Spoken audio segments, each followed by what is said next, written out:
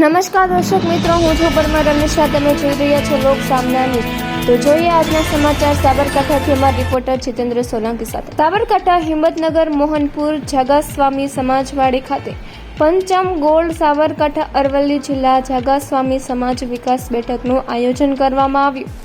5 પરગણાના પ્રમુખ દ્વારા દીપ પ્રાગટ્ય કરવામાં આવ્યું હતું. 5 પરગણા પ્રમુખ દ્વારા આવેલા સમાજના બંને ગોર મહારાજનું પુષ્પ અને હારથી સન્માન કરવામાં આવ્યું. આજે 5 પરગણા હોદ્દેદારો મળી સમાજ કઈ રીતના આગળ વધે તે મુદ્દે ચર્ચા કરવામાં આવી. 5 સમાજના દરેક મુદ્દાઓનું વાંચન લઈ બાદમાં દરેક પરગણાના પ્રમુખ દ્વારા સમાજલક્ષી મુદ્દાઓનું વાંચન કરી સમાજ કઈ રીતે આગળ વધે તે બાબતે મીટિંગમાં ચર્ચા કરવામાં આવી.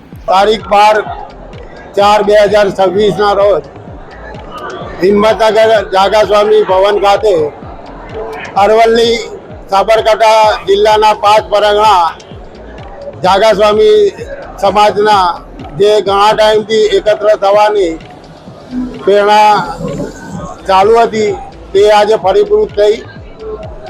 એક સમાજ, એક બંધારણ, એક જ રિવાજ એ વિષય સાથે આજે અત્રે બેઠક યોજવામાં આવી, જે ખૂબ જ સુંદર રીતે પાર પાડવાની 5 પરગણા એક થઈ સંકલન સમિતિ બનાવી જાગાસ્વામી સમાજને આગળ લાવવા માટે અને દરેક બાળકોને શિક્ષણ આપી સમાજ કેમ આગળ આવે, બાળકો, સ્ત્રીઓ અને યુવકો અને સમાજના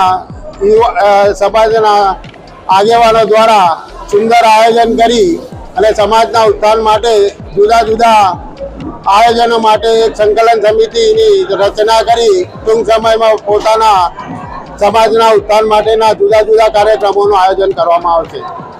અત્રે આ પ્રસંગે હું જાગાસ્વામી મોહનપુર પંચનો ખૂબ ખૂબ આભારી છું અને તેઓ દ્વારા જે સુંદર આયોજન કરવામાં આવ્યું તે બદલ 52 ગોળ જનક્ષત્રીય જણસારી સમાજના પ્રમુખ તરીકે હું તેઓનો ખૂબ ખૂબ આભાર માનું છું. મોહનપુર પંચ જાગાસ્વામી સમાજ યુવક મંડળ, મહિલા મંડળના સંયુક્ત ઉપક્રમે સાબરકાંઠા જિલ્લા અને અરવલ્લી જિલ્લાના 5 પરગણા મોહનપુર, મોડાસા, બાયડ, બાવન અને ઈડર પરગણાના સંયુક્ત ઉપક્રમે આજે જાગાસ્વામી ભવનમાં સમાજના પંચના વડીલો, યુવક મંડળના સભ્યો અને મહિલા મંડળને સાથે રાખી અને સમાજના વિકાસ માટે ખાસ તો શિક્ષણનો વિકાસ થાય અને શિક્ષણમાં આપણે જે સહાય ગરીબ બાળકો હોય તે બાળકોને વધુમાં વધુ સહાય આપી શકીએ અને એક પણ બાળક ગરીબાઈના કારણે અભ્યાસ ન છોડી દે તે માટે તે બાજુ જિલ્લાની સંકલન સમિતિ બનાવી અને સમાજના કોઈ પણ ઝઘડા હોય તો સંકલન સમિતિમાં ઝઘડા લાવી એનું નિરાકરણ લાવવા માટે કોર્ટ કચેરીનો આશરો ન લેવો પડે તે માટે સમાજના વડીલોએ સાથે મળી અને એ ઝઘડા પરિપૂર્ણ કરવા અને સમાજ સાથે રહી અને સમાજનો વિકાસ થાય એ ધ્યેય સાથે આજે સંકલન સમિતિની બેઠક મળી. સૌનો આભાર. તો ફરી મળીશું એક નવા સમાચાર સાથે. ત્યાં સુધી જોતા રહો લોક સામના ન્યૂઝ.